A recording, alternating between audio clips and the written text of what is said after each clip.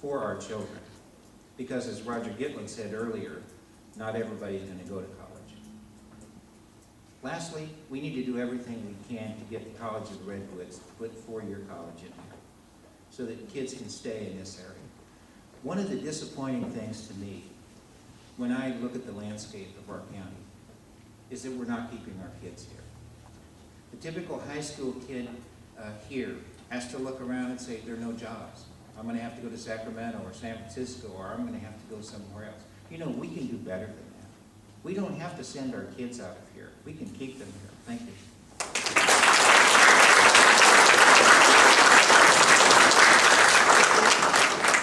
Thank you, Bill. That ends the questions that we gave the candidates earlier on to study and to prepare for. And we're going to ask questions now that are from the audience to the both the candidates. And we'll start this time. Bill will give the first answer to the following question with a 2-minute limit. Our county is #1 in food stamp usage per capita and in the top 2 in welfare per capita. How do you plan on getting us off the government dole and back on our own 2 feet? First of all, we have to admit that it's not only a tragedy, it's an embarrassment. We should not be in this situation. We got in this situation because of bad decisions and bad judgment and bad execution. We didn't get here by bad luck.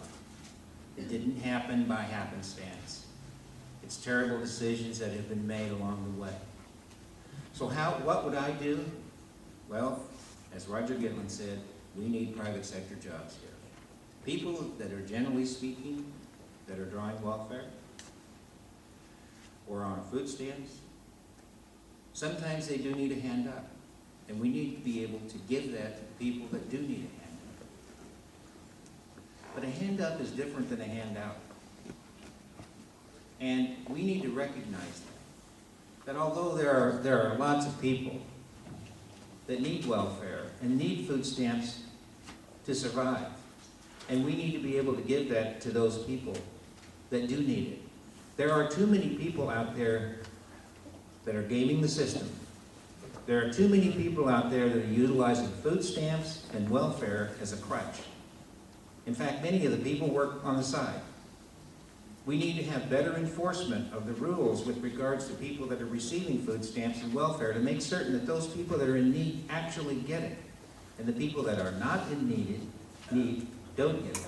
You know why that's happening? And I'm going to go back to the same thing that I said before.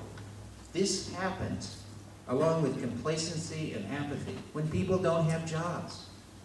You get down and out. You get tired. You get beaten down.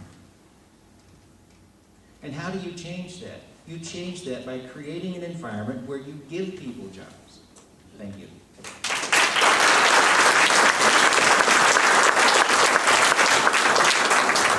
Thank you, Bill, and can I remind both candidates to get really close to that microphone. Sorry. You've got people back here straining to hear.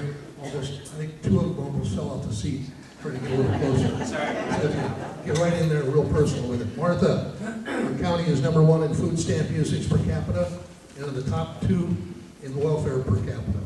How do you plan on getting us off the government dole and back onto our own 2 feet? Well, this is going to be one that will probably surprise you, because I could go through all of the travesty of how we have to get this done, and what are we going to do, and we can go on and on about the talking points of welfare.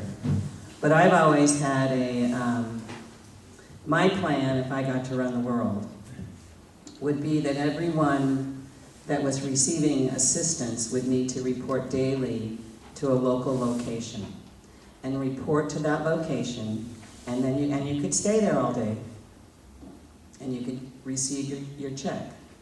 Or you could stay there and say, this is really boring. I think I want to go to this job training program. Or you could stay there and say, I could go pick up cans and earn $20 today and turn it in, and I'll do that and come back with a receipt.